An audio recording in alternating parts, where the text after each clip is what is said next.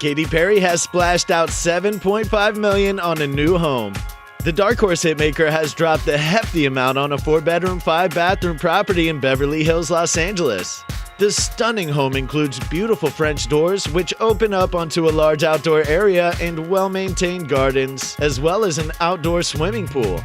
Meanwhile, in her personal life, Katy's relationship with Orlando Bloom is going from strength to strength, and she recently revealed he is a great anchor in her life. She said, "He's a great anchor. For some reason, I attract people who are really real and call me out on my stuff when I'm being cuckoo."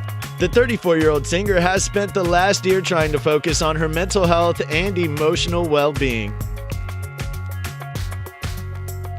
We're betting you loved that video. Wasn't it great? Well, like and subscribe to get even more.